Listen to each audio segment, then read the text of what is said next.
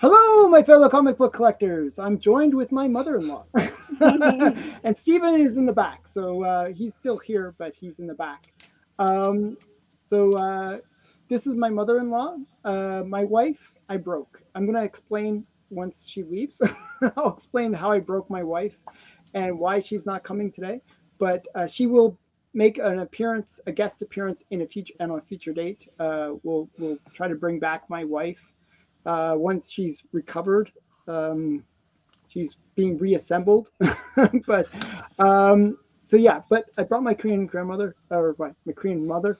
Um, so yeah, just quickly say 안녕하세요. 안녕하세요.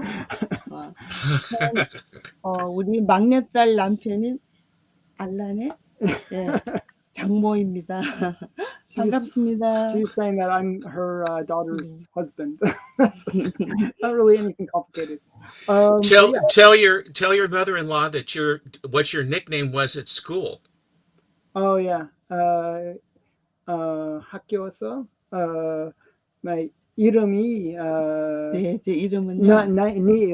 네 이름 알란 폴레. no 아니야 힘이 방구야.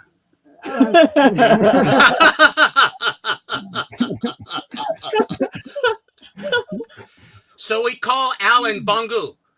방구. So, 아유, yeah. Okay. So 네. Very 안녕. nice to meet you. Very nice to meet you. 네, 많이 이용해 주세요. 감사합니다. 안녕. 아유, Okay. Thank 알란 잘해. 감사합니다. 네. Okay, one sec. Now I'll bring Stephen back. Okay. That was wonderful. She's Okay. she's so pleasant and very nice. I think it's wonderful. Obviously, the Air Canada made it to you. Obviously, instead of Exactly. the opposite, Sorted you out. had They said there sorted were it out. some problems with Hmm. Air Canada on strike or something. Hmm. Isn't Yeah. Canada? Isn't in the entirety of Canada on strike? I know that Usually. they're waging war. They're waging war on anybody doing business with you in the mail. I can tell you that.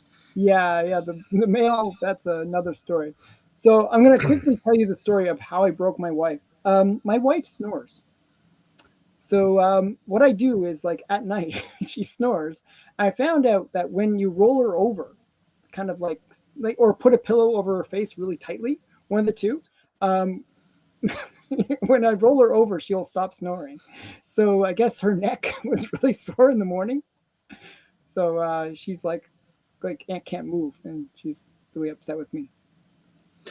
That's So all. when you have had your spells, now I think hopefully she has a better appreciation of the okay. Well, never mind about that. Never mind. It's not that's not going to happen. But um, so for everyone that's watching right now, this is my new setup. My test of the recording wasn't so good, but I hope my video slash audio is good with this current new setup. This is on my laptop and with a webcam. I don't have a mic yet. I'll have to sort that You out. sound just fine. You look good. You look a little bit. Your lighting is a little bit I cold. That's that's about it. I think it's too much gamma. I have to somehow reduce the light, like make it a little darker. You have Um, to reduce the gamma radiations. I don't want you hulking out again. The last time you hulked out, you couldn't find any books. You're yeah, running around in a rampage more than usual. I just don't think that people want to see that again. no, I don't think people want that. So yeah. Um, okay, so I'm gonna quickly. Your mother-in-law is lovely. She's just couldn't be nicer. Oh, What she's a really love, great. She's actually a really nice woman, very but lovely, lovely woman. I wish my Korean was better. Like my Korean is not. It's conversational, but it's not like fluent. I'm not like I can't. I can. Well, I know, but It's good basic, the but trick with any foreign language is that if you don't use it a lot, once if you start to use it a little bit more, then yeah, it'll I can come. Then you'll control it. start thinking in the language, and then it starts coming like that. Yeah, so I haven't been in Korea since 1999. I've never been there, so you're ahead of me. So, I mean, I knew a lot more back then, and now it's kind of faded. I don't use it that often. So, yeah, yeah. So it's pretty rough. But she understands me. That's the cool thing. So I give her great credit for that. Well, she's better than half of our audience and me too, because I don't understand you. I can tell you that. Yeah, and that's in English. And that's Um, in English. so yeah. So okay, I'm gonna do this. This is my first time without having to actually, I normally you see me doing this when I'm saying hi to the chat. So I'm not gonna poke you guys this time. Normally I'm poking the chat, but this time I'm like using You're scrolling. What the a I'm scrolling. It's like technology. technology. Lord Almighty, it's a Oh. miracle. Okay, so let's try this out. I'm gonna try this. Did this? Oh, it actually worked. Okay, hi Lyle. Lyle, Hi, Big Lyle. and we got Carrie. Hi Carrie. Hello, Carrie. Kay Munin, Scoff. and we got Robbie Josephs. Hi Robbie. Robbie Josephs. And we got Rob Saint. Rob Saint. And we got Mark Mueller. Mr. Mueller. And we got Crossbuck, if I can click him. Oh no, I got to quite slide up a little bit. Crossbuck. Crossbuck. We got Matt Likes Comics. Who is that? New guy? Look at him, like he's really worked out. Man, he's really buff. I like the hair on the top of his head. And it must be a very sunny day because he's wearing sunglasses that he can see out, but can't nobody see in. Yeah. So then we got John. John Harrison. Yeah. And we got Chonko. Chonko, Nerd Culture, put on the show. And who else do we got here? We got Mark McCullough. I think it's McCullough, isn't it? I believe it's McCullough, but I may be wrong. Mark will have to let us know which way he likes it. You might be right, McCullough. And then it would be, who else is in here? Oh, this is so much easier, by the way. Then we got, I already did Lyle, didn't I? So we got,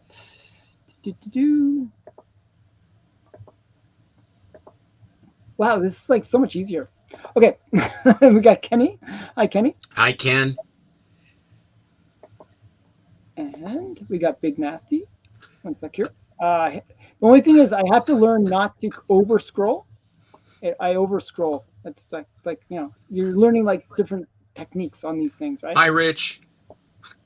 And hopefully you're feeling better. And we got, oops, I saw somebody else there. Cosmic Rooster. And Lau. Big Lau. And we got MJ. And MJ Comics. He looks sort of like Nate. Yeah, he's probably checking out the competition. I think we're up against him, actually.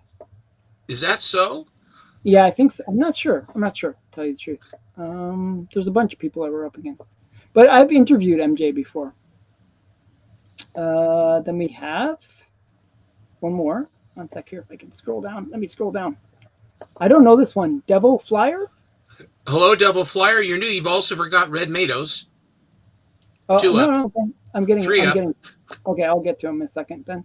Thrashley? Thrashley. And we got Louis V. Louis the Fifth. And we got Collector P. And then get us our Red Matos and we'll be home free. And we got Red Matos. Okay, we got everybody. I said hi to everybody. Hi, everybody. Hello, everyone. Thank you for coming. We got a good show tonight for you. Yeah, we're going to show some pretty cool stuff. I was going to pull out a few more. I actually pulled out like a ton, but I wanted to pull out a few more because there's some that people don't necessarily associate to what we're going to be showing. Are you going to tip your hand as far as what we're going to show now, Professor? Yeah, I was just about to say. So the theme tonight, guys, is faucet comics. So I was joking earlier. I was going to actually title the video like "My Faucet Runneth Over" or something silly like that, or something with a faucet. I don't know, some faucet humor. Diabetic Superman is here also. Oh, okay. Wait, we got Diabetic Superman as well. Hi, Diabetic, when we think of faucet, we normally think of like water. Oh, Water, that's one thing, but we also think of like Captain Marvel Jr., Captain Marvel, Mary Marvel, Master Comics, Bullet uh, Man. Bullet Man. I'm going to be showing all of those, but I actually have a few others that are not normally associated with faucets that you Spy might. Smasher's another one. Actually, I There are don't other have any ones. Spy Smasher in my collection, except for maybe the mini ones. I'm talking about those Mighty mini comics. Oh I have, yes, yes, yeah. um, oh, we got a couple other. Hi, JX. Hello, JX. So yeah, so we're going to be showing we're going to be showing some Fawcett stuff. Fawcett is one of those companies that was a victim of its own success. I really do feel like that, because if it wasn't for the success of Captain Marvel, and basically competing with Superman, and the fact that they kind of ripped off Superman a little bit, Kind of. he's throwing a car on the cover, and he looks like a but I mean, kind of the premise is very different. I don't know how people made that connection, but there was something. Yeah, but yeah. So after the lawsuit, they basically folded up shop, and it's kind of sad. You know. Red Matos, just for the record, says he watches us on a 56-inch screen television. Oh, that's scary. Well, That's you get to look inside the books. I can tell you you that you get can to see see the them book, real clear. That's great. and you get to see us really clear, which is maybe Well, not a I'm good not. thing. Let's not lose our heads. Yeah. Okay. So I'm going to let you go first. You can go first. Are we doing one or two? We'll do 2 rounds. 2 rounds. Okay. I have some, but before I start in on Fawcett, I have accumulated a few books of late, and I saved my Golden Age books to show you. Oh, hello, Matt. Thank you very much. We got a $5 super chat from Mr. Matt. Thank you very much. Alan is out painting the garage now, and so I have a little time. I will, and he won't be able to see these, so then he won't be able to see what's going on. Isn't that interesting? Here is Superior Comics in Canada, as you know, Wait. is one of the ones. Well, you're Could you hear back. me? Wait. Why Could did you you hear? go away? No. Could you hear me? No, I couldn't hear anything you were saying. Oh, I have to figure this out. There's a way to make you big. No. Oh, that's really dumb. Okay, one sec here. I don't know how to make it so that you're big. One sec here. No. No. How do I wait? Maybe wait. There we go. Am I still here? You're here. Ah. Okay, it's a little different than my cell phone. Now, remember, I told you to practice all this stuff before we started, Alan. Okay, I'm sorry. I'm sorry. Are you chastised enough? Ladies and gentlemen, I got him to get the laptop. I got him to bring the laptop up and square away, and we did a test. So we're going to have a much better situation now than we've had before. And I do, and in all kidding aside, I appreciate what Alan's doing. And I think when we have our live stream on Friday, it will be even better. So, in any event, Superior Comics is one of my favorites, and they have a lot of great Good Girl comics that are in the what you would call the pre-code area. This one is actually from July of 1954, so it's right on the cusp of when the code came in, which was in September of 1954. But this is My Secret Marriage, number 8. Oh, very nice. And it's very similar to the one where there's the gal that's looking over her shoulder and there's another guy. So the Peeping Tom thing is really big in Canada, evidently. They have a lot of Peeping Toms in Canada. And the girls, who generally will be like redheads and hot, and she was just doing a few dishes at the sink in her nice little top, and she'd bend over and let the guy next door take a look, and she didn't mind at all. Mm-hmm. And here is a new way to enjoy sports from Canada. You put on these fruit goggles, and for $2.98, you can then you look like Dr. Ocularis, and then you just put these Goon Squad lamps on you to enjoy sports, movies, nature, plays, and television, if you've got a television that's got a 6-inch screen like they do in Canada. So there's that.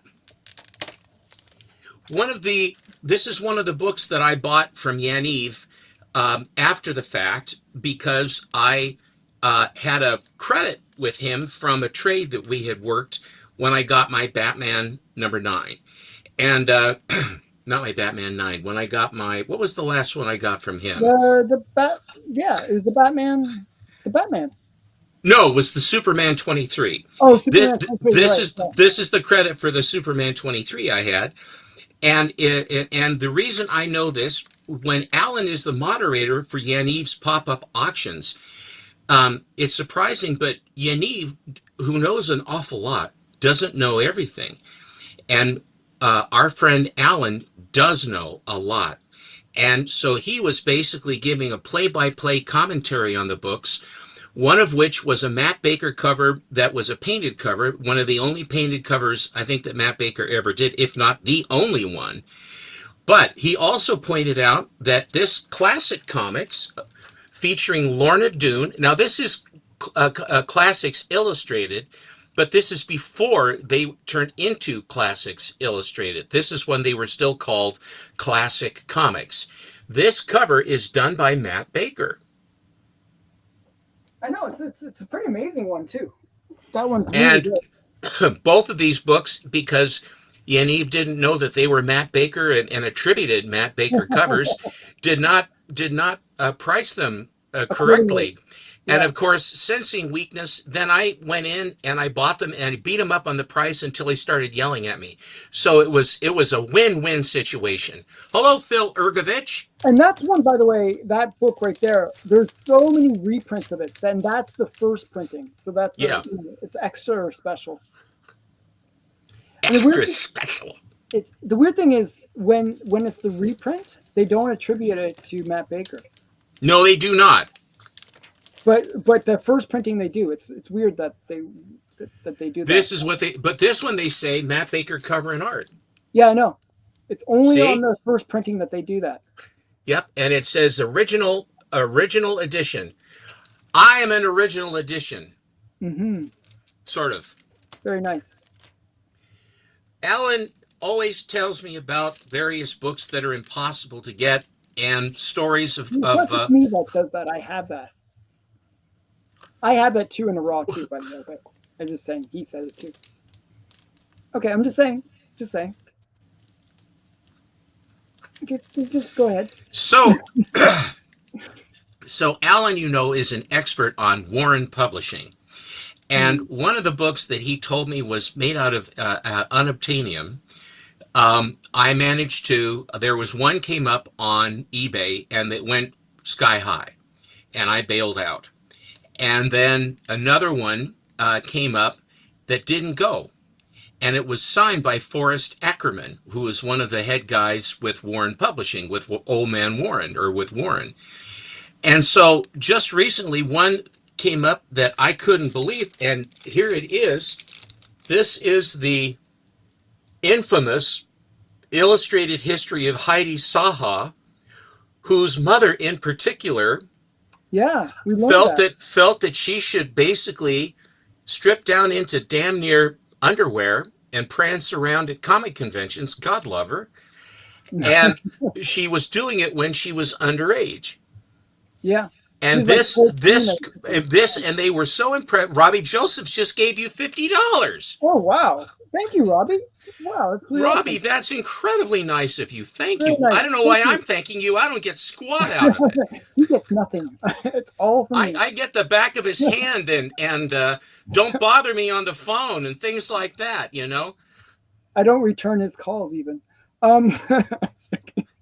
Thank you, Robbie. That was really nice of you. Thank you so much. This one here is very, very naughty book. And they have her in various, and her parents, I mean, it was like very skimpy. They would like Sheena and as Vampirella and various others. And this is an 8.0 with white pages, which is absolutely probably the rarest. And I got it for a song, really, for what the value of this thing, for maybe 1/15th or 1/20th of what it should cost. So Yeah, it's that was a steal. That was definitely a steal. so I have this, and here she is in her Magoo glasses. I mean, she looks like such a sweet girl, and I've heard like if you read the comments on that video that we watched, they said that she was a really nice person and just abused basically. She was a helpless, innocent child dressed in fetching clothing, wandering around not knowing how beautiful she was for all the Hmm. troglodyte swine that are that we are as comic collectors. You Hmm. know, the nice thing though, back in the day, at least we comic collectors used this product that we found in our youth. We call it soap because a lot of the collectors now that come to the shows have never heard of that product, and they come in and they share that with you after they've eaten at a Mexican restaurant with curried goose and beans, and then they stand in line and then they okay, anyway, so now this one wasn't supposed to arrive, but it did. Oh, okay. And I'm very happy to show this one because it's one that I was trying to find. And Alan and I talk about the market.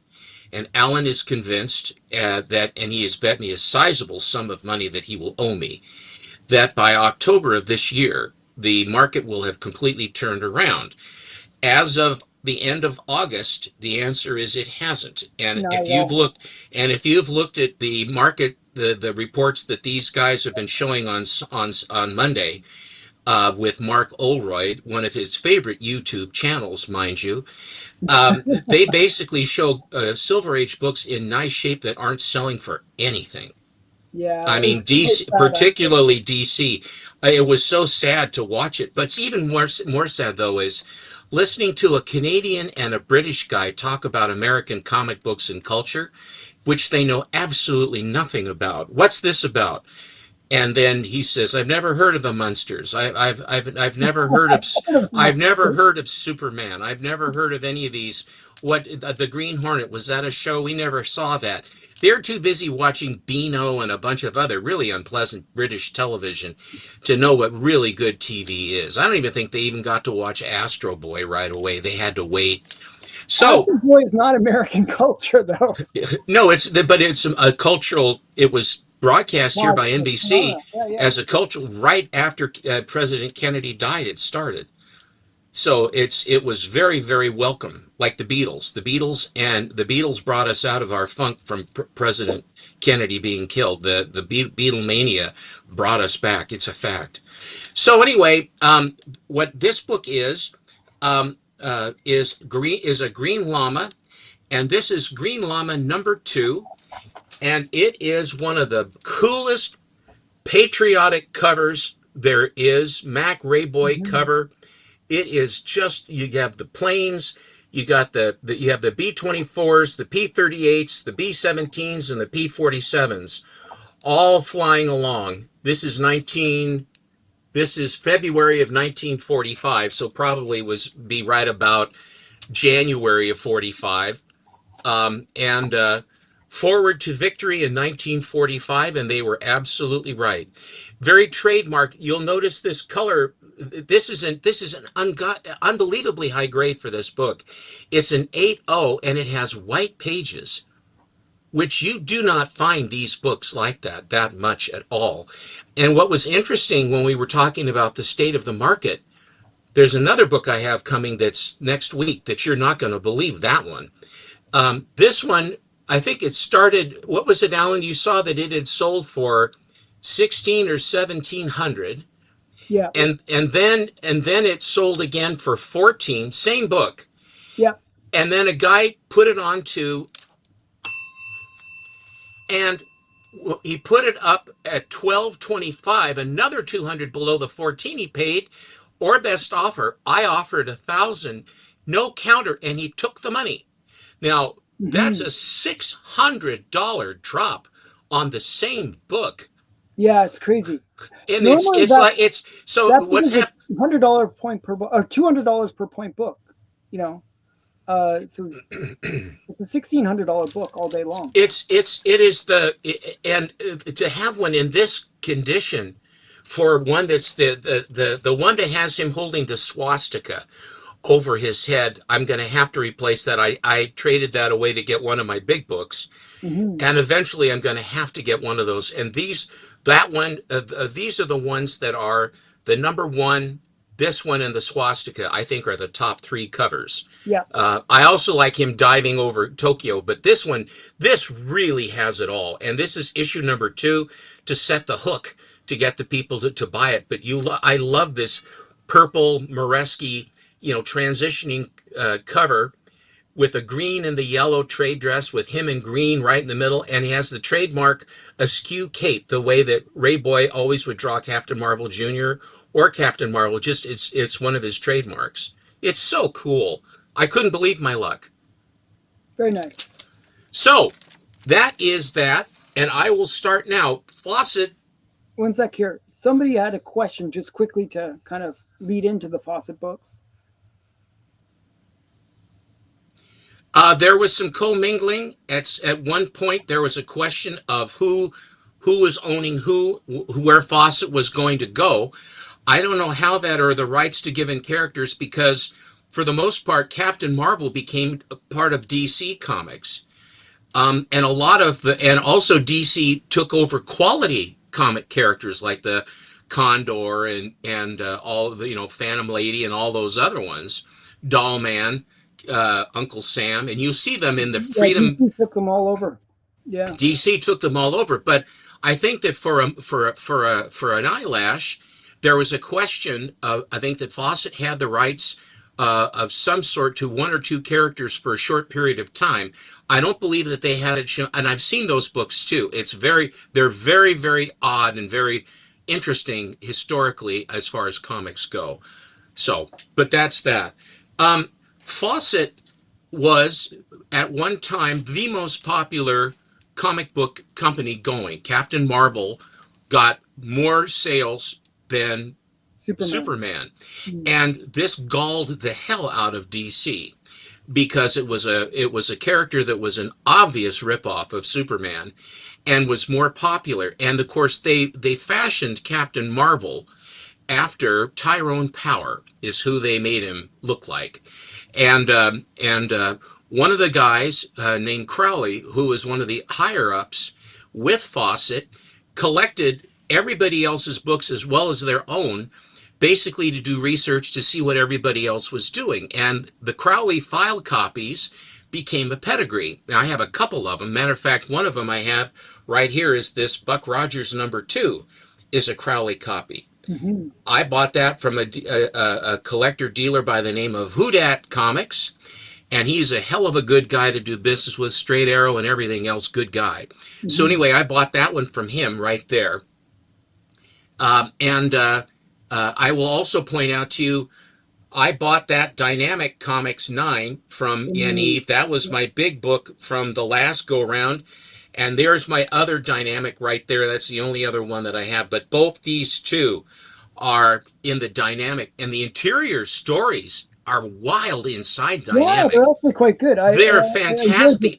Yeah. I mean, it isn't direct. It's not like, now, I love Standard Nidor, but let's face it, with a Schomburg cover, you're selling the book. You open it up, and it really is, I would say, very pedestrian artwork for a Golden Age comic book. It's very pedestrian. There'll be flashes of a page or two that will look cool, but for the most part, it's pretty Magoo. But with Dynamic, my gosh, they really did have something going with the interiors on those. Great artists. As a matter of fact, I think it was in this one here that Charles Sultan did the first one of the stories, who is one of the artists here. Matter of fact, Charles Sultan did the artwork for this particular cover, and it is Bullet Man #1. Oh, very nice. And this is the first comic to have a medal on the cover. It has silver metal ink, like foil almost. If you can see their helmets and their belts, do you see how shiny? And the trade dress, do you see how shiny that is? It's still lost. My copy. What is that? My copy of that book is still lost. It'll turn up, Someday. I hope. But you'll see this. You see how how shiny that is? It's just an amazing cover. It really is. Bullet Man #1. And this is off-white to white pages. This is the summer of 1941, silver metallic cover. It is the first silver metallic cover. I thought. Hello, Martha Palomara. Nice to see you. I don't believe I've seen you. I haven't seen them before. Some people think that it's Fred McMurray, but indeed it was Tyrone Power. And What's because Power from? Why is that name familiar? Mark of Zorro. Oh, okay, that makes sense. I mean, among other things, I mean, you can name it, Lloyd's of London, any number of things that he was in. He was in a lot of really good stuff. But the interesting thing about Ty Power, and if you ever watched the Mask, the Mark of Zorro, he basically has a sword fight with Basil Rathbone, and Basil Rathbone was the greatest true swordsman in Hollywood at that time. But the fact was, Ty Power's mother was an Olympic level fencer, and she taught him fencing, so that the sword fight in Mark of Zorro between Basil Rathbone and Tyrone Power, by far is one of the most technically difficult ones, and these guys are amazing. Now, the longest one is Stuart Granger against Mel Ferrer and Scaramouche. That goes the longest. There's a lot of yoiks and away going on that one. But Basil Rathbone carried Errol Flynn. He carried him in Robin Hood, and he carried him in Captain Blood. He made Errol Flynn, who was a gifted athlete, he was very natural. But Basil Rathbone made him look fantastic. Basil Rathbone could have taken Errol Flynn out in a heartbeat. I mean, if you want to get down to it, Well, that's sort of standard for like back in the day. Like usually the bad guys were the better trained, because they had to do their own stunts or whatever. They were sort of extras rather than the ones that were the pretty boys. You know what I mean? Like, well, but the thing is that a good villain makes for a good hero. I mean, it's just that. That's just that. And when you want to talk about a good villain as well as a hero, Basil Rathbone is second to none. He could be evil. He was Sherlock Holmes. He did all manner of great stuff. So this is then following on Bullet Man as we go. Here is Bullet Man number 2 from the fall of 1941. This is a Mac Rayboy cover. Very nice. They are just wonderful. I mean, Mac Rayboy and Charles Sultan, for that matter, they have the look down. I mean, it is really beautiful stuff. Here is Bullet Man number 3. This one is from January of 1942, which means it was probably out in December of 1941. This book was on the newsstands when we were bombed at Pearl Harbor. This was the book that kids were buying and reading when the news went out about us being bombed. Sneak attack at Pearl Harbor. Is someone making an escape from your sanctorum, Alan? No, something just fell. It was my fault. I sort of bumped something. I just love, and this one is also a Mac Rayboy cover. Charles Sultan and Bill Ward are on the inside. Bill Ward worked for Fawcett for a while as well. He ended up going over to Quality Comics and did a lot of really good stuff there too, and then of course on from there. So this one I got just recently, which really thrilled me. As you know, I have the Black Terrors and a lot of the more exciting books from the Edgar Church Mile High collection. They don't come up very often. They don't come up very often, and Mile Highs. And when they do, they're quite dear to have to try to buy. This one came up on...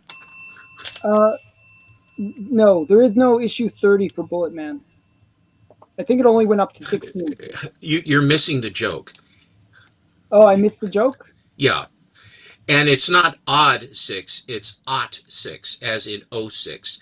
That is the round for the United States during World War I and World War II is 30-06.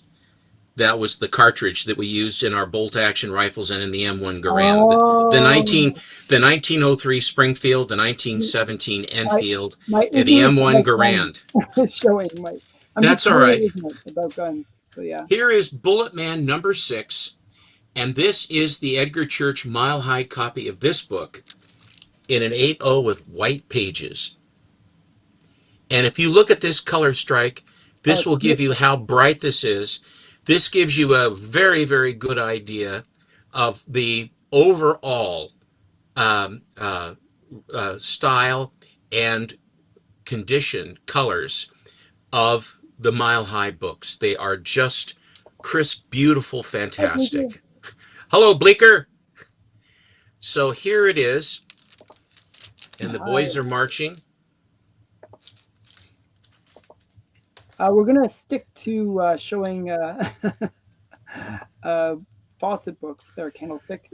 Candlestick, it's too hard to pull them out. We'll be showing some other stuff soon. And as a matter of fact, we're going to tease next week's show at the end of our show, and you're not going to believe Yeah, what we're going to do for that one. yeah. Um, One of the books that is very, very hard to get, and was one of the books that I sold to trade it away to be sold to get one of my big books, is this one. It's Captain Marvel Jr. number 175 by Don Thompson cover, and it's the Eye Um, Popper cover, the Very nice. Thousand-Eyed Idol of Doom. I always love that cover. I think that is personally my favorite Captain Marvel cover.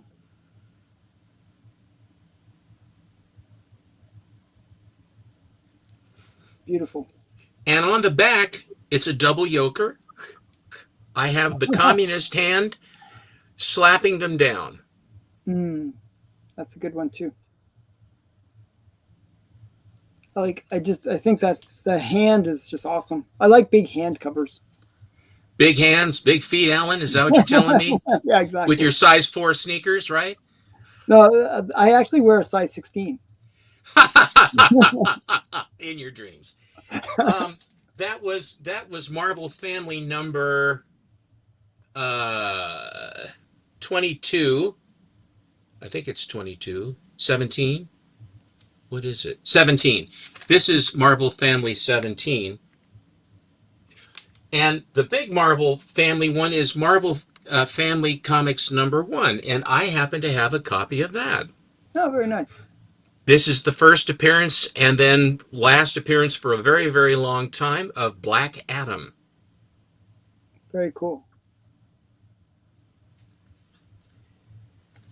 And I will show one more. I have one more Captain Marvel Jr. to show, and then I'll let you take over, and then I'll go with the rest of the ones I have for the end. Okay, sure. Sounds Okay. good. All right. This is Captain Marvel Jr. number 53. This is from September of 1947. It is what I call the atomic age of the Golden Age, because after the atomic bombs dropped in 1945, then the when the boys came home, comics changed dramatically from superheroes to I think oh he's that referring to the eyeball one, yeah. oh the eyeball one. Or I think he's the eyeball. I think that was the eyeball one. I was just slow on clicking it. Okay. And so what happened was, after the bomb dropped, everything was atomic, and later on, and then in the Mhm. 50s, it became hi, Steve. And after that, we had all manner of the eye popper, yeah, for Chonko. Yeah. So what happened was this: they changed the format of comics to be more wild, pre-code horror, pre-code good girl, pre-girl crime, and then the science fiction, and they're all wandering through and the good girls are floating all through all of these sexy girls, damsels in distress. It's just wild, and it got wilder and wilder and wilder, and then they tried to turn it back a little bit before the code came in, because all the mothers were getting very frantic and coming unraveled. And then it was too late, because then politicians found they could make some political points by doing it. And then Kefauver had his Senate hearings, and Bill Gaines basically screwed the pooch. And but I don't think it would have made one bit of difference if Gaines had done a fantastic job or not. The code was coming one way or the other. Because and the industry did it to themselves. They self-regulated rather than have the feds come in and do it. So, but this is the last Captain Marvel Jr., and so it's very fitting that this is an atomic bomb cover. Actually, I was And going to show that one as well. I think I this, bought your other copy. I'm sorry. One sec here. Wait. I'm going to do twinsies with you on that one. Can you do twinsies yet with the new system? Yeah, wait. Just give me a sec. Just one sec. Bear with me. Just 2 seconds. You're correct, K. Munin, Andreas, that basically comics and the number of publishers and everything else, and then the whole thing just blew up. There. So this is your other copy. I think this is from the Gentner collection. No? This is the only one I had. Oh, I must have gotten this. Oh, wait. I think what happened was I was trying to convince Yaniv to get you to sell that book. Oh, okay. And then he wasn't able to get it from your dead hands. My hands aren't dead. They're still, I'm above the ground. And then so basically I found it online. So mine's a 5.0, but now your book is later in the print run because it's always the red. It's the gamma. It's the gamma. This has actually got pretty good colors. It just looks more faded than it really is. It's like it's got way deeper colors than the one that you're showing. It's just the camera. It's just. I see. Yours is much better. Okay, yeah. Fair enough. Yeah. All right, and on the back we have Royal Crown Cola being sold by none other than Hopalong Cassidy.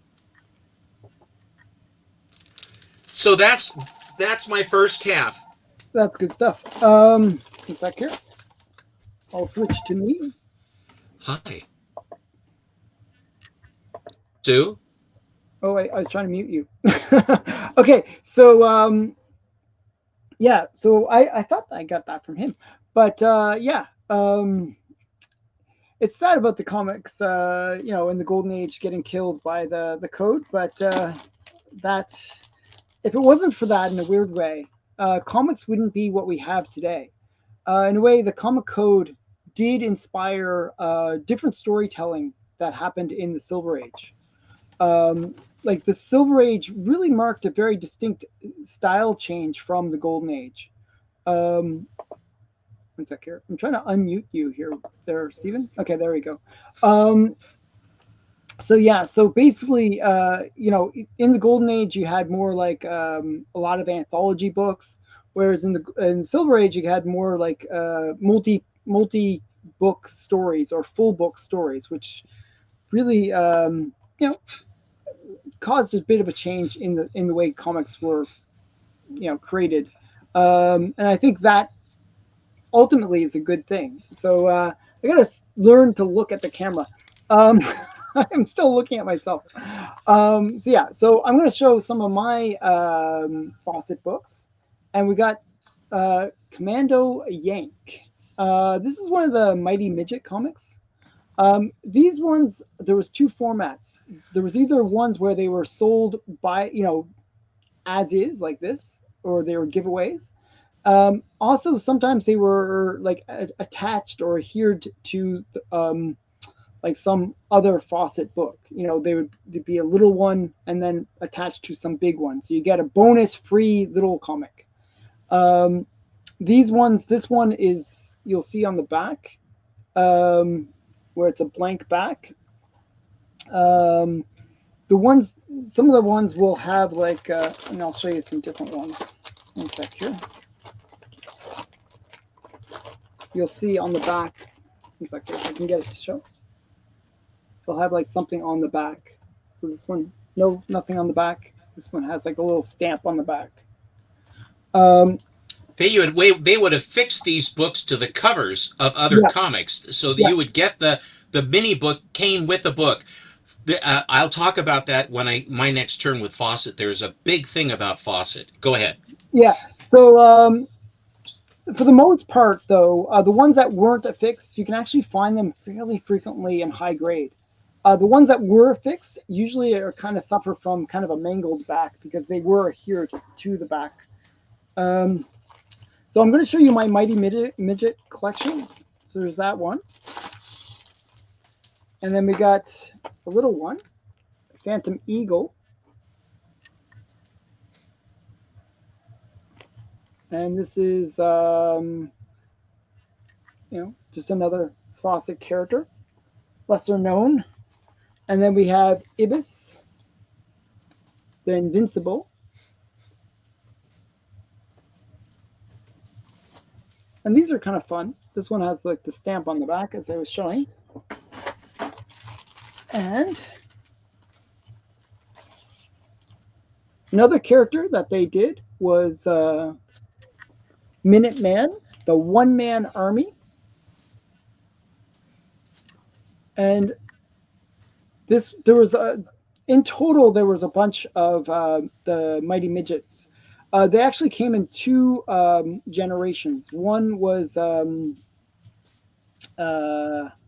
they're considered, some are more rare. So they either have like a 12 on the corner. You'll see like a little 12. But most of them are 11. Most are 11. So Almost yeah, all of them are. 12 is rare. 12 is the rare ones. That's what I was just about to say. So there's the 11s, which are the more common series, and then there was the 12s, which were a little bit more scarce. Yeah.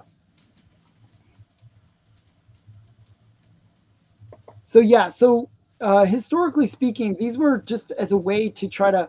One of the things that they were trying to do was just get more kids into reading. These are smaller comics. It's kind of like, it's not quite like the free comic book day, but it's close. If you want to make an analogy, they're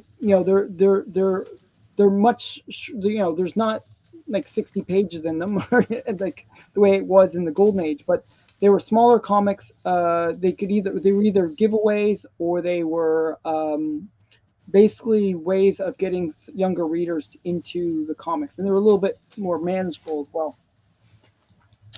So I actually have the complete mini comic, the Mighty Midget comics collection. So those are just a few of mine. The next one I'm going to show is actually one that was mentioned in The Seduction of the Innocent, and it's this is Xmas Comics number 6. And this one's actually pretty cool. Like Steven showed one where it has like the silver added to it, which was Bullet Man number 1.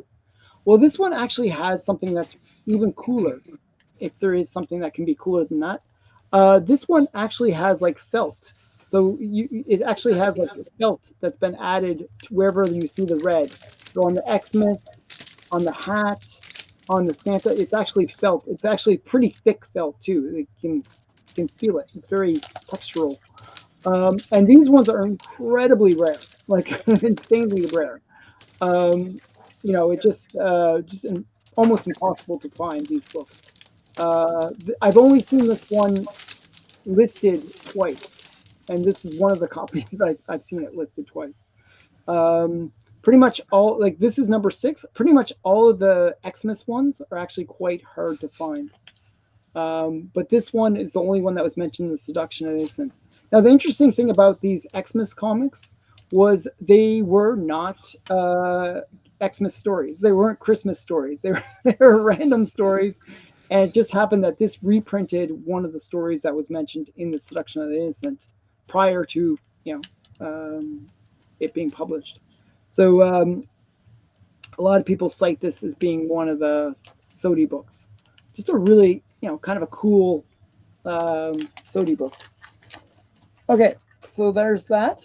I'm going to show you some of my Wiz comics because I don't have Wiz number 2, which is actually the first appearance of Captain Marvel. Wiz number 2.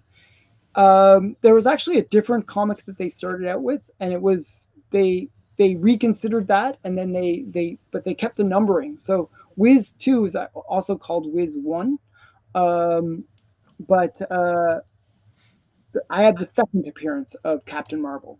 So this is the second appearance of Captain Marvel, which is Wiz Comics number 3. It's one of those weird numbering systems.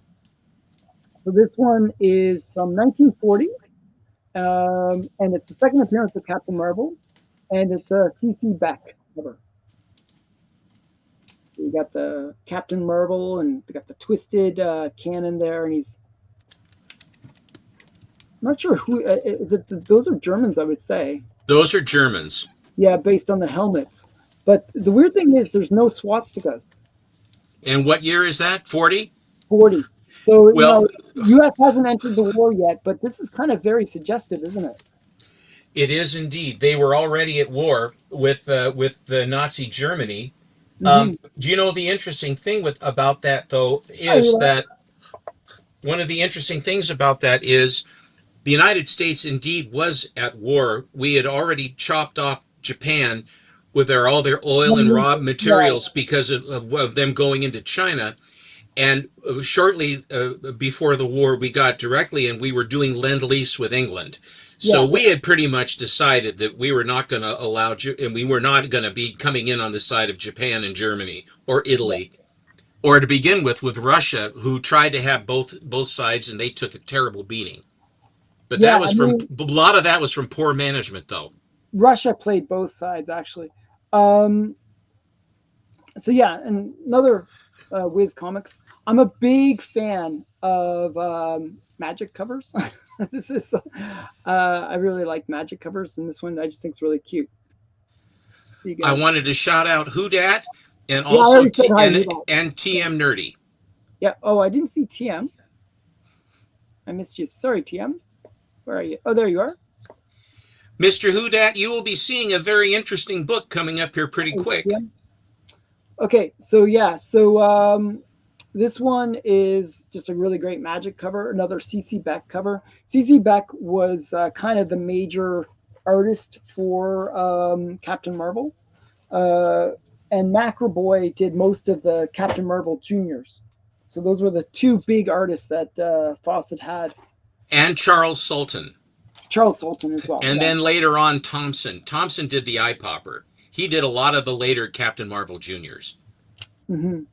And this is a Captain Marvel 81, and it's the first appearance, or is it? Wait, no, I'm mistaken. Uh, this is the second appearance of the Atom, Mr. Atom, the roboty dude. And I was showing a Christmas cover. Here's another Christmas cover. I like Christmas covers. I know you're not a big fan, but I actually do like Christmas covers. Well, I Another, think I think that I am in the minority with regards to Christmas covers. I know there are a lot of guys that really love them, and I love, it's I understand. Hello, Callie. oh, hey, Kelly. So this one's interesting. I wish like the colors are not showing as well as they are. Like I am a bit washed out. Is this going to be your excuse now that it's the camera still? So the colors on this are actually quite amazing. Just assume these are vibrant greens. Everything is not washed out. Okay, it looks like everything's been sitting in the sun based on the camera. But I'm gonna sort that out next time. So on Friday, the colors will be amazing on my all my presentations. Um, but um, but yeah, this one is interesting because it's actually there was a story within. It was actually the first serial within comics, I believe, was the serial with the master the Society of Evil, like Master Society of Evil or whatever it was, with Mr. Mind. And this was part 21 of that serial where it was going. 21, 21. Yeah, this is part 21. The Monster Society of Evil. Sorry. Yeah, and it has Hitler and Mr. Mind working together in this one. So it's pretty cool. This is from January of 1945. So Mr. Mind, IJSS. Mr. Mind chose the wrong side on that one. Okay, then okay, another really cool one is another title that you might not associate with Fawcett, but this is a Fawcett, is a Gene Audrey. Again, imagine those are flamey red. This is flamey red. I don't know. It's like it looks so washed out when I'm showing it here. But yeah, just Boy, what a washed out looking comic. Yeah, I know. It's so sad. I'm gonna figure out how to get my gamma to be proper here. Um, but yeah, so this one is just it's a just a really great fire cover. I just like If the you go with a halogen bulb rather than that LCD, you will have much warmer light because LCDs have their light is too cold, and that's very little you can do about that. For what mm, it's worth, having been in the building in run some buildings, in order to get the correct lighting, if you go cool white, a lot of times people go cool, but warm is better than cool or natural mm, light. I think this is actually McAvoy in the back. Um, with Captain Marvel Jr. Okay. So yeah, I'll sort out the lighting. I'll maybe use my round next. Okay. So Callie now Callie said that that's in Canadian color. that's Canadian color. Yes, we don't have proper With a color in U, Canada with yet. a, even with a U. Did he put? Oh my goodness, he actually put the U. Wow. Wow. He spelled it. He We don't spelled it. want to mix our metaphors here, boy. Well, he spelled it so that I could understand the joke. Actually, you know what's funny? I never spell color with a U. It's How about technically favorite? Do you go favorite? How do you I spell favorite? I spell most things the American way because my mother is American. So I spell everything the American way generally. Um, so yeah, and then here's the first appearance of Mr. Adam.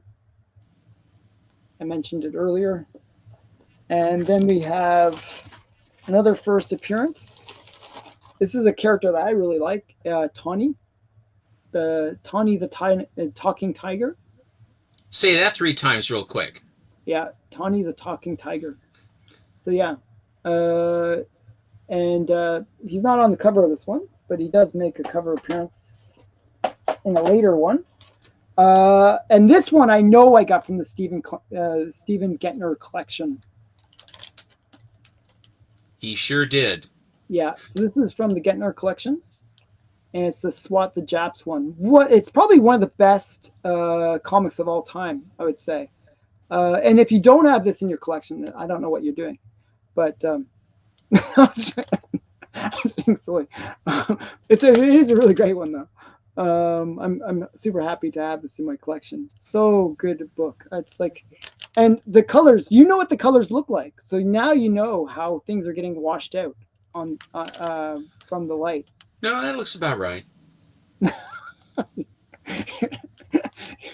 Okay, so this is You're I'm teasing, ladies and gentlemen. The lighting, the books, for example, I see my Black Terror and Taffy up above his heads, is what his head, yeah, and I assure you those are absolutely brilliant. yeah. They're gorgeous covers. This is a Dave Berg cover. Actually, it's not a CC Beck one. Yes, but he does the CC Beck. They almost use Oh, they always use a calligraphy pen for his eyebrows. You see, they're very distinctive for Ty Power because he had very distinctive eyebrows. Mark, he answered that question. He answered that question earlier. Watch the replay. Okay. And oh, hi, archivist. Hello, Adrift. And yeah, so that's my last for this round. And I'll let you go back. Okay. In a nutshell, Mr. Mueller, what it was all the Fawcett characters ended up going to DC, as did the quality characters. All ended up going to DC. DC bought them. There was a time when some of the characters, where there was a question of ownership or licensing of characters that they were doing, and somehow and in some fashion there was a fusion between Fawcett and Archie for a short period of time, and they are anachronistic, and they are somewhat of an oddity. Now, I don't know the exact legality of why, how come they were able to go in there, and I have a few of those in my collection, and I think that, but Fawcett, all the Fawcett stuff ended up, if Archie had it for a little while, they're interesting historically, but they ended up going, all of that stuff went to DC. Now, one of the things about Fawcett that really, really defined it and really made a difference, Alan started to touch on it, and that is with Oh, the marketing the mini material. the I'm talking as fast as I can, my friend. Okay. That the amount of advertising and a lot of the promotional stuff that they did to uh, uh, make themselves more attractive to kids, they basically aimed a lot of their merchandising and propaganda at children, which is what you want to do. How do you get them to do that? You give them stuff that is different, but still getting to have your characters. So their marketing program, the budget that Fawcett had, where DC didn't do hardly anything. They had the Superman Club, and they had the Justice Society Club, but I think they had, and they may have had a little other stuff, but for the most part, that was it. Whereas with Fawcett, they had a huge variety of interesting point of sale paper toys that they would market and or you have to send away for and things like that that DC really didn't do. And this is where the marketing people of Fawcett were superior to DC because they actually and they not only did they have good ideas, they produced it and they produced it in enough numbers and everything else so that they became that you can still get them. Here's one that is a sort of an interesting one. This is the Captain Marvel secret whistle. This is the Captain Marvel secret whistle, and what you do is you blow up this balloon. I can't because it's the original balloon and there are holes. It's still rubbery, surprisingly, because it was a real rubber balloon from the 40s, or probably from the 50s. But you blow this up, and then the air goes out through this, and you have it, and it plays three notes, and it just goes. But here is one of the things that they had. I keep that around. It's just sort of an interesting thing. Now, one of the things that they did have that, and I'm sure that you might have seen some of these when you've been out and about, and what they are the Captain Marvel, Flying Captain Marvel. Flying Captain Marvel, no cutting, no pasting, easy to assemble. He really flies.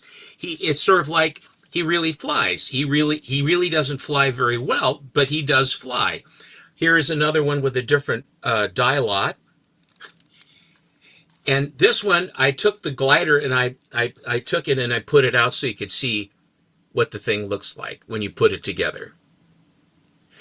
The cardboard that they used on this was heavier than standard, and so you had a snowball's chance of having the thing actually fly. The problem was there was no weight in the front. If you've ever made a paper Yeah, they should plane, put the plastic tips. Usually, is what they do. you got to put a paper clip up at the top so that you have, or slide it a little bit back so that the balance of there is enough weight to hold the thing from just going like the styrofoam gliders you get now that aren't worth a damn. The balsa wood gliders of my day when I was a kid are the really, hello, Dustin Markey. I have it. I'm pretty sure. I think that's one of the ones with the flying lieutenants or something like that. But I'm not sure. I'd have to look it up. So that's one of the ones that they have that are the flying ones. Here is another one. This is a great one. Captain Marvel Buzz Bomb. It flies, it soars, it dives. Captain Marvel, and then it has the Japanese, or not Japanese, but they have the stylized Buzz Bomb font, Fawcett publication, complete with all parts. Now, if you look at this, it will be obvious that this is based upon the V1, Yeah, bombers. Yeah. the pulse jet flying bomb that the Germans unleashed on England, and also I think they also used them down at Antwerp. They shot them down at them as well. The V1 could go over 400 miles an hour, and they sounded like this. And if you've ever seen them, Well, if and you they watch had, the old reels that they show of the war, you always hear that sound, that crazy sound. and then it just stops because then the bomb is dropping. So everybody's listening to hear when it stops, because once the fuel runs out, and they would have it figured out, so they would drop randomly, but they would be dropping all around the London area. And so what they had to do is they had to modify Supermarine Spitfires, and they also used the Hawker Typhoon, which had that Napier engine in it, that huge, enormous engine, very problematic aircraft, but unbelievable fighter bomber with power. I mean, there was so much power in that engine that they could. Archivist, thank you very much.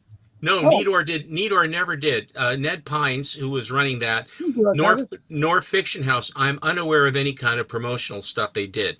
Fawcett was by far the best, absolutely, without doubt.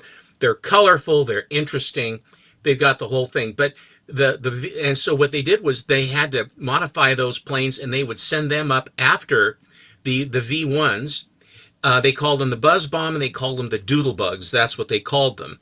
And then they came up with the V1, the V2 rocket, and that went around 1,800 miles an hour. So there was no catching that from our good friend Dr. Werner von Braun. So that this is the Buzz Bomb. Here is the sensational action toy Captain Marvel Jr. in Ski Jump.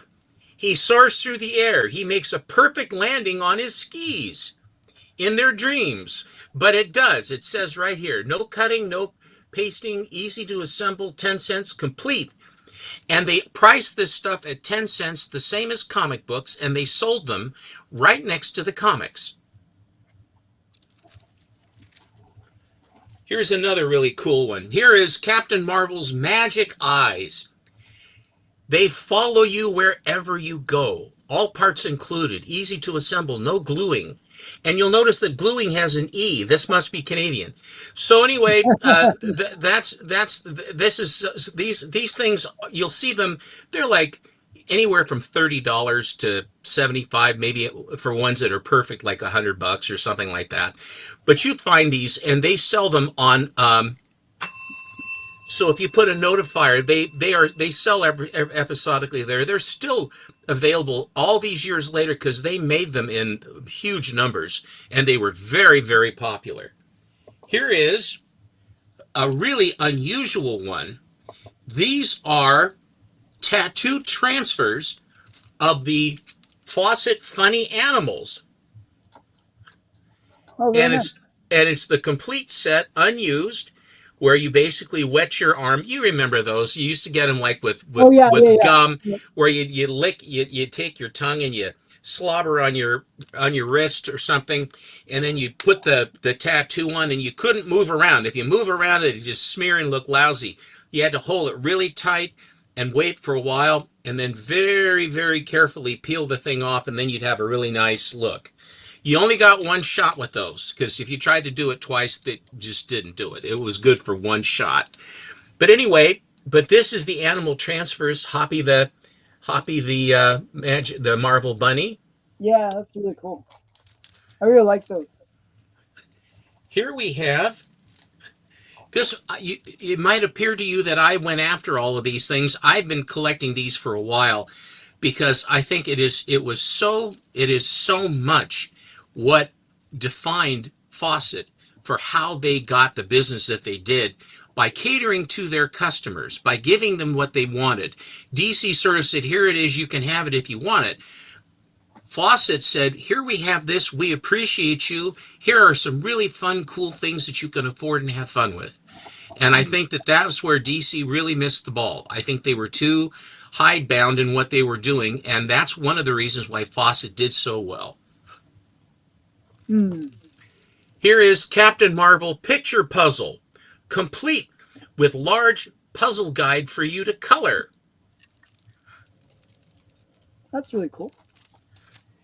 Here is, can you believe it? There's more. Here is You the got a pretty good fantastic. collection of those. Here is the fantastic flyer of the future, Captain Marvel's Rocket Raider. That's really cool. And what does that? Is that another glider? It's another glider. Flyer of the future. And they also had other things that they had. Captain Marvel had a fan club, and Captain Marvel Jr. had a fan club. So they had fan clubs. Spy Smasher, I think, did, various and assorted. And they actually, if you became a member, you had an opportunity to try to get these, which are very, very. I've only seen these once, but these are felt patches that you could sew onto your jacket.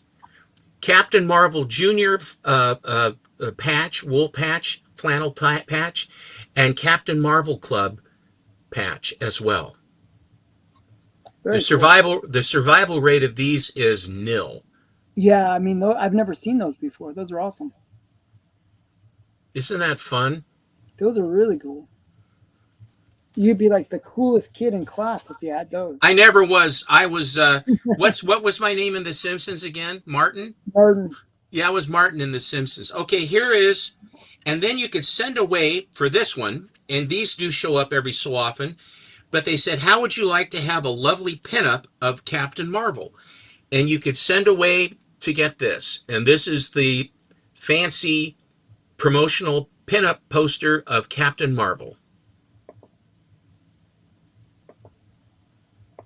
Wait, is that a number 2 rocket pencil? I'm not sure what that's referring to. I'm not sure. But that's really cool. So that's it almost looks like, a typical, like when you go to the cons and you get the, you get conned. And here is, and then they had this where they basically for 25 cents oh you wow. could get all 3 of the gliders in one pack, and this is heavier paper than the other ones. Oh, so These it's even actually better. So these are even better in this one because they have, there's a lot more to it. So and I bought a couple of these just to, I have them. But so this is I wanted to show you some of a good portion of their promotional stuff that Fawcett did to endear itself to its customers and really went the extra mile to make kids happy. Now I will show you the balance of my books. We're taking some time today, but Fawcett is a big company. It was very, very big in the golden age and went on and on and on until the chop finally happened and they lost the lawsuit. And the judge and the courts were so sick of DC and Marvel and Fawcett from doing this that they awarded, I think they awarded DC Comics for damages $1. That's the least they could offer That's them what it for all was. of that. Yeah. Here is the Captain Marvel that was my other copy. I bought this one from Jeff Itkin, the Golden Age Guru. I bought this from him. This was his copy. Very nice. They had other interesting things.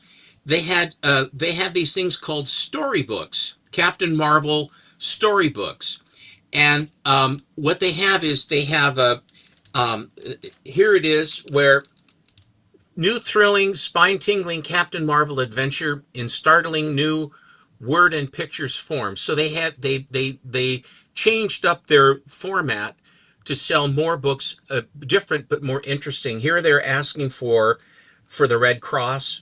This is from 1948, the spring of 1948. And on these special ones, they gave you a little extra as well.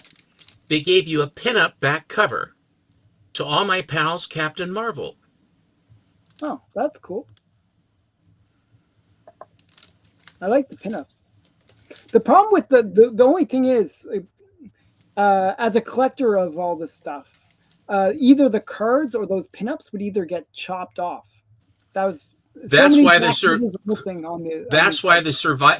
survival rate for this stuff, you have to be very careful when you buy, because a lot of them had the pinups sliced off and then put in.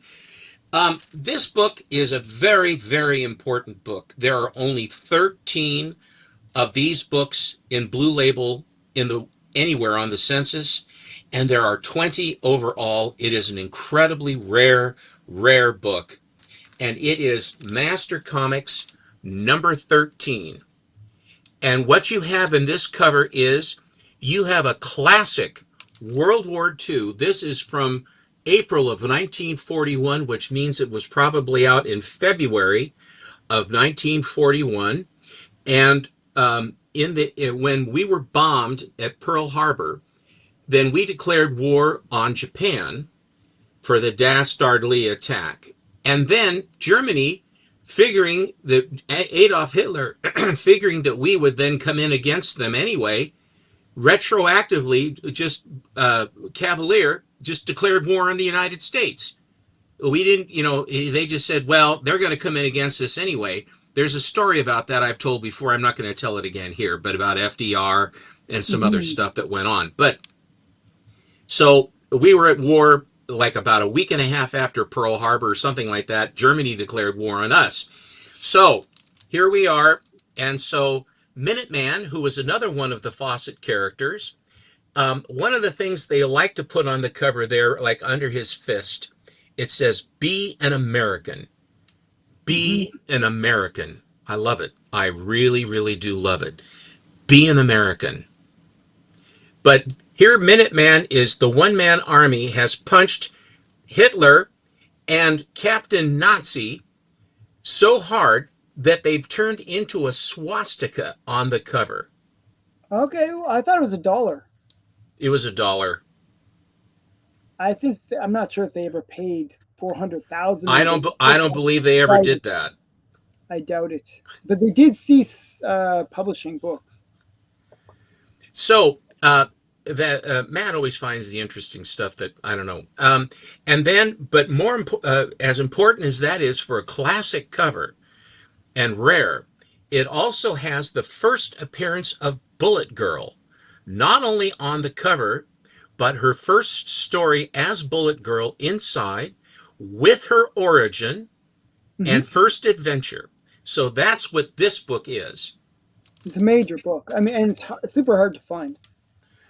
It is it's a unicorn. It's a ghost book totally. They don't show up very often, and when they do, they disappear quickly. But this is my copy of this. The only reason you can see it has lovely colors. And the reason why I got this is because somewhere along the line, the cover got detached and then was reaffixed onto the book. But because it has a split spine, they call it a split spine, the cover detached. And that was, then they reattached it. But that's why you get the 1.5.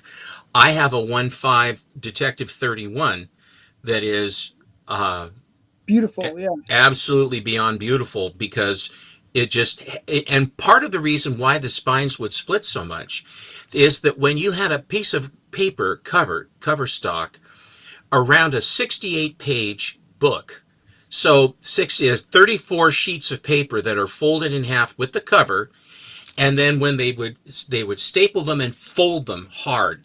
So that's why you will also see a lot of times you'll see up in the top corner, right up here, right up there, and down at the bottom of the spine down here, you'll see that it'll pop. This one isn't that way, but you'll see sometimes that there'll be a little pop. There'll be a little kind of a little piece of the cover that is sort of popped out a little bit. It's very common with books that are of this size because of the amount of weight and pressure it took. It's like Matt's like really determined here. All right, I will defer to Mr. Atkinson and his Canadian knowledge. So anyway, but this is Master Comics number 13. It's not the lowest grade in his collection, but it is. That the 1.5 is the lowest grade that I have in my collection. Really? But I came to the point where I finally understood, in collecting Golden Age for many years, that you buy the cover, buy the book and not the label. How does the book present? I could have a 3.0 that's completely faded and have all manner of problems with it. And yet I have a 1.5 that has nice edges and off-white pages. I mean, it is what it is. You have to understand how these books survive. And if you're hidebound and you have to have higher grades, sometimes you get a book that isn't as nice that you're paying a hell of a lot more money for. So here ends the lesson on that. Here comes another big one. This is Master Comics number 22 from the collection of John Biernat. He was a very advanced collector. Um, this is part 3 of the trilogy Origin of Captain Marvel Jr. It is the first Captain Marvel Jr. cover, and it has Captain Nazi appearance inside, and it's a bondage cover. And here it is. And in this story, basically, you'll notice that Bullet Man is about to knee Captain Nazi right in the balls. That's a really great cover. And what happens is Freddie Freeman comes hobbling up to see Bullet Man because he's trying to find something in the plot. Oh, this cover was done by Mac Raboy. The story was done by Otto Binder, but cover and art is by Mac Raboy. Yeah, Binder did a lot of the stories. And you'll notice that on the cover that there is some sort of splooge all over the gal. I know she's been splooged quite well. And evidently what's happening, he has the brazier and it's molten. Hi, Ed. It is molten wax in the brazier, and they're going to cover her up with wax. He's a bad cat. And down at the bottom, again, you will see Be an American. This so that's the first cover appearance of Captain Marvel Jr.? This is the very first appearance of Captain Marvel Jr. on a cover. Wow. That's a great cover to be on the first cover up. That's really fun. And so then both Bullet Man and Captain Marvel Jr. come after Captain Nazi, and they take him on, and there's this big brawl, and it's really cool.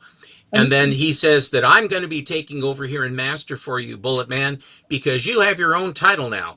And by the way, I posted this on my Instagram a couple days ago. And so if you want to take a look at this, you can see the story inside. I print the story for you to read if you care to, and if you care to check it out. So that's this one. And by the way, these periodicals they sell are not for sissies. So it lets you Canadians out right now. So there's that. Here is Master Comics number 71. This one is from August of 1946, just post-war. And it is a really interesting cover. This is, I told you about the eye popper guy, Bud Thompson. This is a Bud Thompson cover, and he draws Captain Marvel very well, but here is this guy against this asbestos man. The world's most fearless boy meets the man in the metal mask. Oh, yeah, that's a great cover. Isn't that fun? I like how the fire goes into the trade dress, like. And Hopalong Cassidy's gone, and now they have Rocky Lane selling Crown Royal. Hoppy was too expensive. Here is Master Comics number 95. I just bought this one. It's just a great image. The Skyhawk. Nyoka and Bullet Man are also inside. And introducing Tom Mix, we get a little bit of Western action here. You will notice by the tail feathers of this bird that there is the crosses and X and an extra line in a circle. This is from a collection called the Circle Star Collection, and I have another book. I have Crimes by Women number 2, the Canadian edition, that is a Circle Star. And I've also seen a Flying Jenny number 2 that is a Circle Star. So that's what that mark is. If you see that mark, it's a pedigree for some kid that's how he distinguished his books. And he took good care of his books. Nice colors on this. They took nice shape. And there's the first appearance on the cover of Tom Mix starting this issue. Wait, that's the first appearance of Tom Mix? That's the first appearance of Tom Mix. Oh, wow. And that, my friend, is that. Okay. One sec here. Let me I'll take over. So I'll just show a few books because we're kind of running a little bit late, but I'll just show a few ones that people asked about. So this is the very first appearance of Mr. Mind in Cameo. So in this one, he is just a voice. He doesn't appear until later as the full the full little creature. And actually, when he makes his appearance, so in this is the one that starts that Monster Society serial. And basically, what it is you hear his voice over the radio, and he's basically threatening Captain Marvel. That he's assembled all of Captain Marvel's worst enemies to go up against him, and you know, so you think, oh my goodness, Mr. Mind must be this massively powerful character, and it's he's like just really, really interesting character that way. That he's kind of assembled this team of evil characters, and this is Mr. Mind's first cover appearance, and that's Mr. Mind right there, the little worm. So Mr. Mind is kind of an interesting character.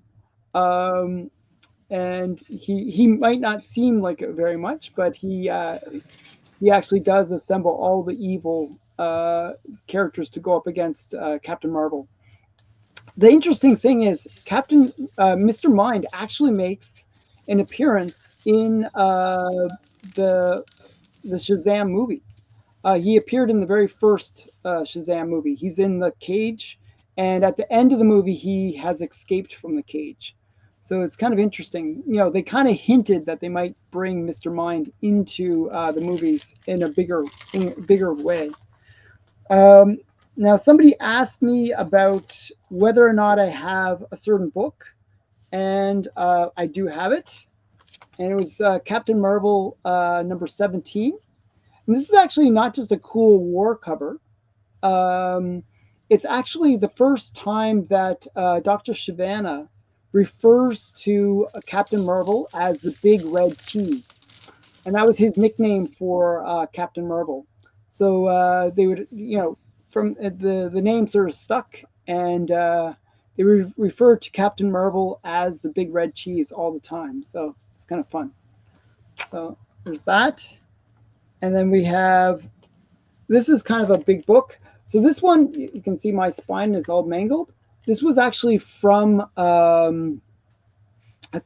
bound collection that I picked up. And what they did is when they sold the collection, they removed them from the binding. And so the spines got all messed up. But this one is Wiz Comics number 5. I'm sorry, 25. Is that right? Yeah, number 25. This is actually the very first appearance of Captain Marvel Jr. in comics. So Stevens showed the very first cover appearance. Well, this is the actual first appearance in comics. So the interesting thing about Captain Marvel Jr. is Elvis Presley sort of modeled his look off of He didn't sort of, he did. He did, yeah.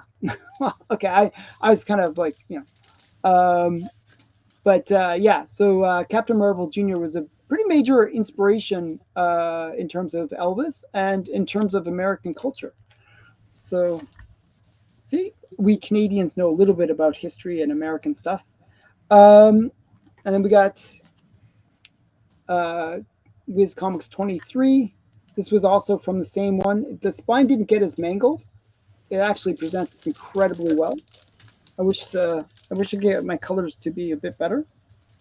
We got Wiz Comics number, what one's this one? 24, also part of that collection.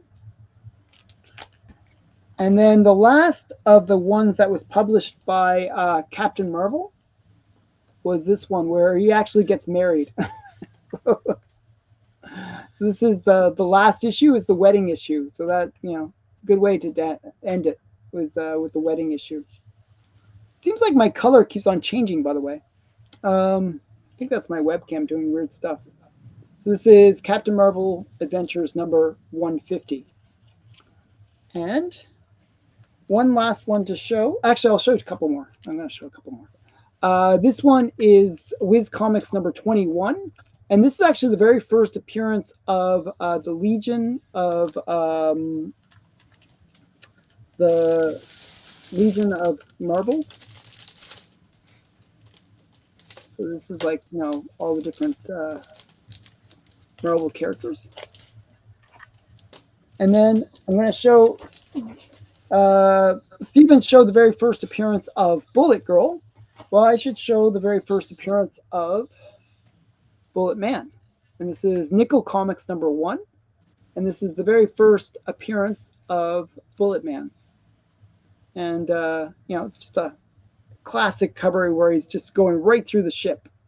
So really, yeah, the Lieutenant, yeah, the Lieutenant Marvels or LT Marvels. What are those? That was this one. Lieutenant Marvels. That's what I said. I said Lieutenant, didn't I? Okay, yeah, I think you did. I'm unfamiliar with that. What are the Lieutenant Marvels? It's these characters. It's his little super team. Okay, and how did they? What year is that? Do you know? No idea. I would guess like 42, 43, somewhere around there. One sec. I'm going to open it up and find out. Because it says "Be an American" on the cover. I can see it. So must be. I think it's the war years. Yeah, I would say so. Actually, no. It's 1940. Well, I mean, "Be an American" in by 1940. What month of 1940? Like November 1940. So it's like getting close to that war era.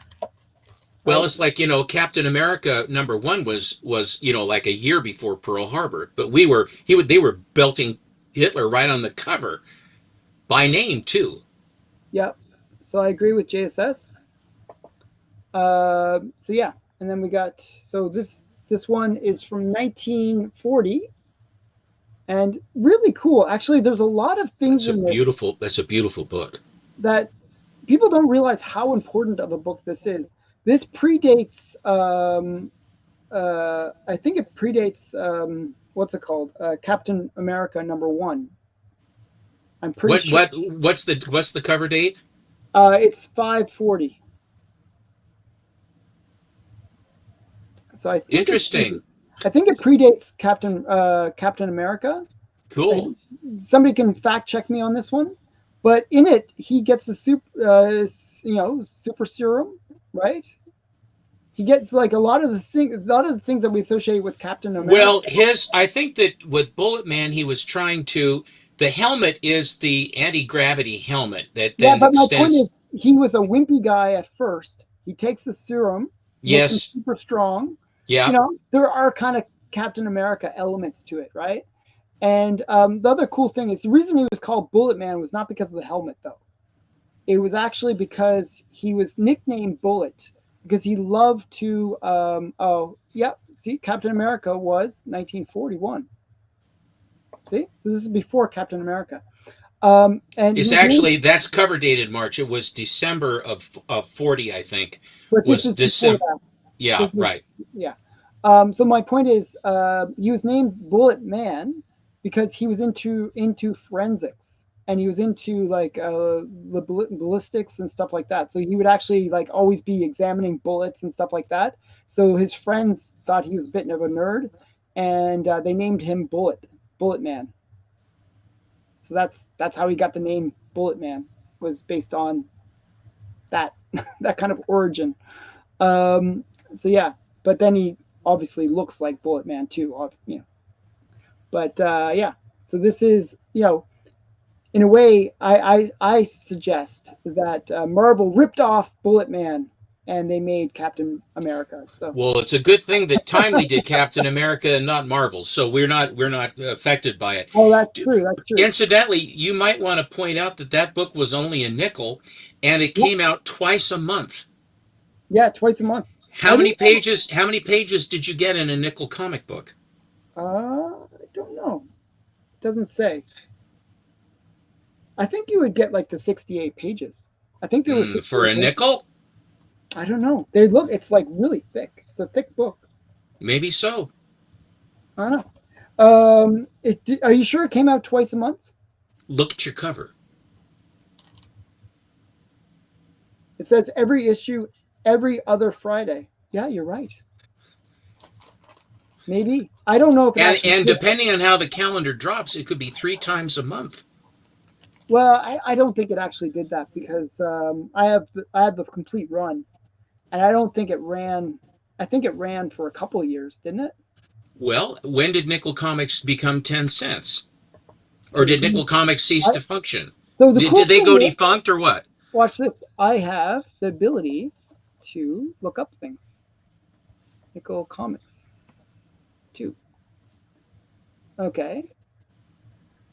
So Nickel Comics 2 came out in May.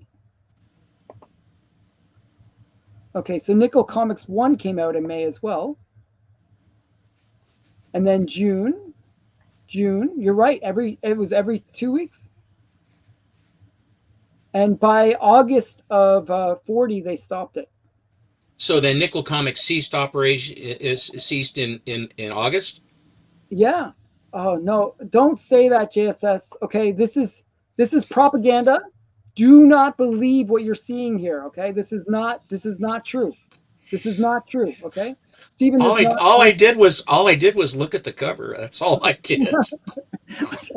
but yeah, actually it only lasted 8 issues, and it only lasted up till it went from May to August. So really short-lived series. Hello, Veronica Toten. Oh, am I lagging now? No, Okay, you were lagging before. Veronica just signed in. Oh, Matt's really up on the ball here. It was only 36 pages.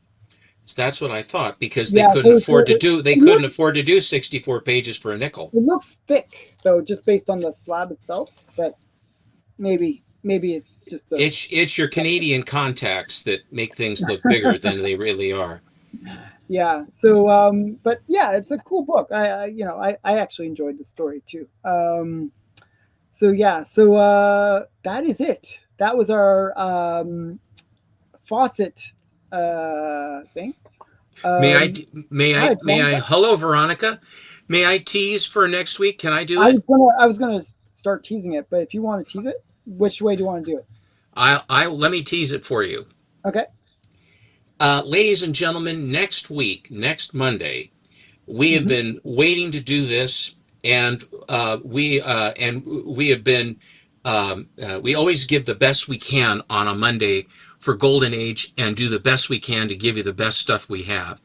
And by saying the best stuff we have, what we are going to do next Monday is we are going to bring you the biggest, coolest, most fantastic books that we have in Oh, good. It's in gonna be our really good. collections. The very tip top books of both of our collections will be on display next Monday. We are going to show the very best books we have. These are great books, but we're going to go for the ultimate tippy top books in our collection, and that's all that we will be showing next Monday. And so it's good. There are no there's we're not holding anything back No as dress. far as showing as for there it's going to be the very best stuff we have. And I wanted to do that for two reasons. One is we very seldom show are very top books, because if you show them all the time, it kind of shop wears them, It's and boring. it isn't very good, because they are important books, and these represent all the years that we have been able to collect, that we would be able to bring this to you. And the other reason why I want to do it is, first of all, to thank you to thank you all for being in our chat.